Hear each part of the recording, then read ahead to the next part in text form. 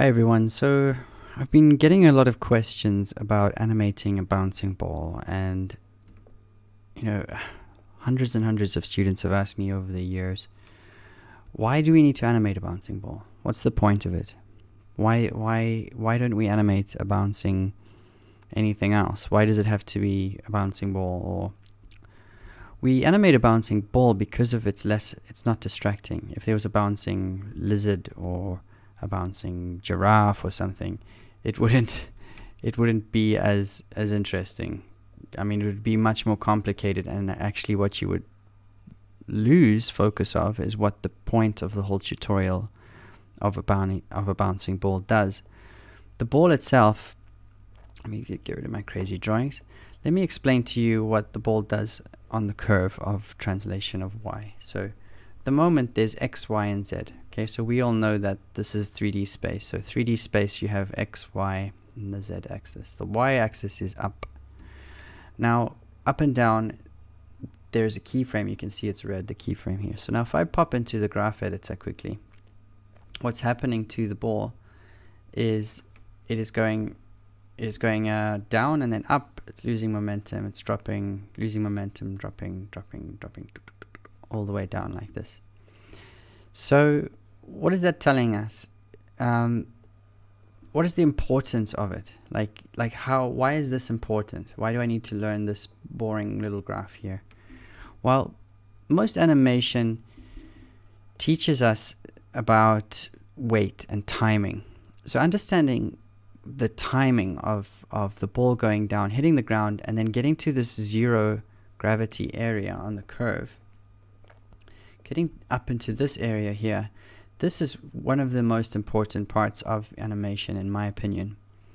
I could take this whole curve, in fact I've done it with previous courses that I've built, is I could take this curve and I could animate a dinosaur or another creature or any other character with just this section of curve, just this area here.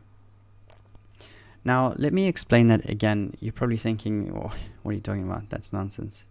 Let me just show you another scene that we have where we're going to be doing the walk cycle advanced of this really cool T-Rex skeleton walk cycle by Joel 3D. This is the skeleton by him, and what I did is actually I took a bouncing ball curve and I placed it onto the controller in all of the axes, actually up and down, left and right, and rotations. Let me show the graph and show you what exactly this curve looks like. So let me make them smaller, and let's, in fact, for purposes, let's turn on the infinity. So I'm going to go and turn on the infinity of the graph. And what you want to look for here is actually this section of the curve. So here we have more or less our bouncing ball curve. And this is in the translation of y of this controller. Okay. So on the translation of y, we have an up and down movement of the curve that looks more or less similar to a bouncing ball.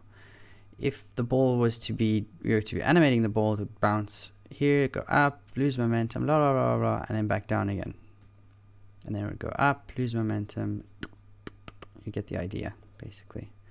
So that's where the importance of the bouncing ball tutorial is drawn from. Basically, we're teaching you about this curve. This curve has everything to do with the animation of the translation, your rotation, your positions. Even if we were to go over now to the rotation of, let's do rotation of Z.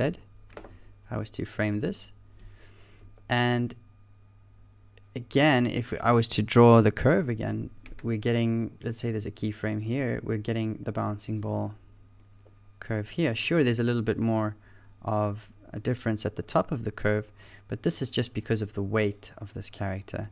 Remember that the weight of a character is determined by this area here. So when it drops down, when the weight comes down onto the last remaining keyframes. That area is your weight, so how heavy he is there. And this would be the hang time. I call it hang time. So if you imagine, like, you remember those games we used to play where someone would be hanging and you'd be like, blah, blah, blah, you know, or you do the thing. This is if you remember that, this is where I create the hang time at the top. So where he's hanging around, not knowing what to do, like, oh, what am I going to do here? I call this the hang time area. So what the rotation is doing of this curve is it's rotating with those 4 keys, okay? So it's rotating with this let me go back to the base layer. This rotation. If we were to, let's look, for example, let's look at this big rotation on that chest there. Big left and right. Poof, there. Okay. So here we've got this massive rotation. Again, it's the same curve. It's the same curve as the hip. If I was to select that hip controller and we isolate both of the curves in the graph editor, so you've got the rotation of Z here and the rotation of Z there on the chest, we have the same curve. Can you see that?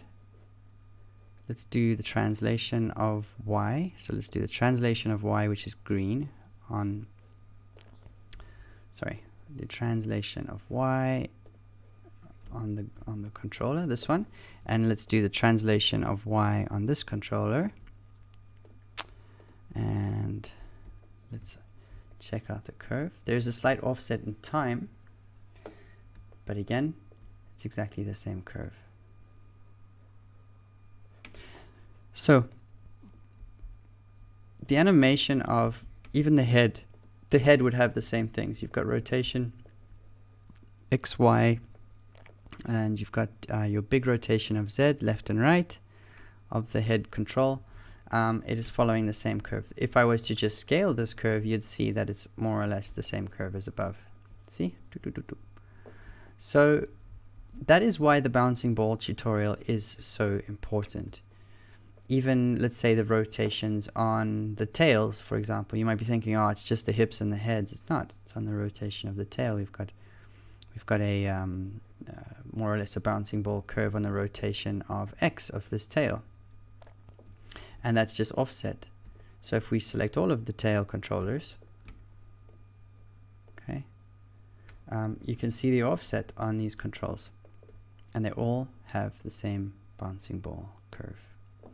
And that is it. That is the importance of animating a bouncing ball curve. And a lot of students are a little bit frustrated. And they're saying, oh, I don't want to learn bouncing balls. I don't want to learn overlap. I don't want to learn these sort of principles of animation. I just want to animate. Well, you know, in order to ride a bicycle, you have to first learn how to balance yourself. So how to stabilize yourself, how to learn the basics, which goes where, how do you navigate, and all this sort of stuff. So that's the same with animation. Learning from the beginning and being too dramatic and jumping in and going, I want to learn everything really, really quickly. You have to really, really focus on the first few lessons that the instructor will be teaching. Here, the importance of the translation curve of the hip, and then so basically we've taken this controller, pasted it onto this one, pasted it onto this one.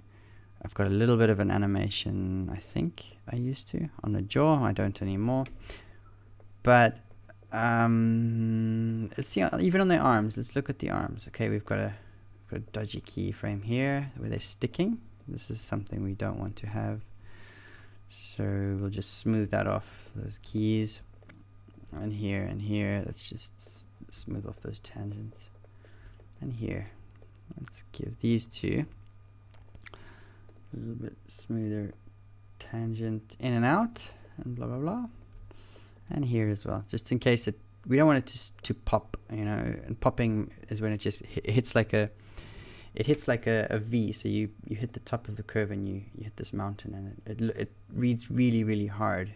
So here, that pop, that's what we call the pop at the top. It's a big sticky key, and it's not the best. But So what you want to do is, of course, you want to round off that so that it's really nice and smooth at the top. Same thing that you learn at the beginning of your first ever lessons, which is the bouncing ball tutorial.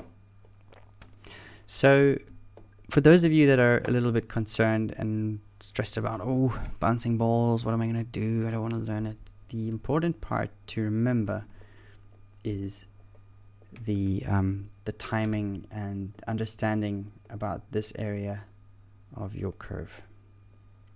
Okay, and sure, everyone has a bouncing ball lesson that you do, and you end up making lots of really cool bounces and things like that, and jumping from one place to another place, but that's not the point. The point really, really, really is to understand the curve, and it doesn't get taught enough, and it's frustrating to see students just jump over this subject without really thinking about why they're learning about the bouncing ball. Okay, so I hope that answers a couple of your questions, and if there are any other questions, please do let me know.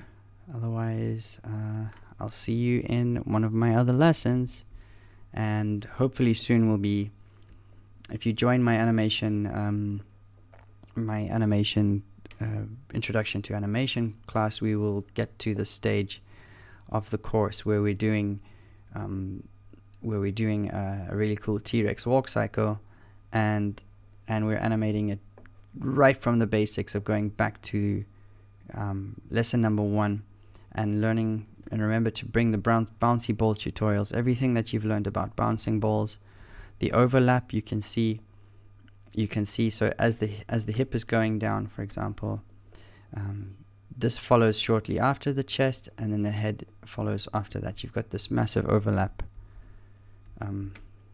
working there. So even as the hip is going up, you're getting this overlap coming down. So you've got bouncing ball lesson 1, lesson 2, overlap, follow through, and so on. And then once you get to that point and you understand those few lessons in the beginning, you're going to be able to animate this at the end of your course. Cool. I hope this has been helpful, and yeah, thanks for listening, and I'll see you soon in the next class. Take it easy. Bye.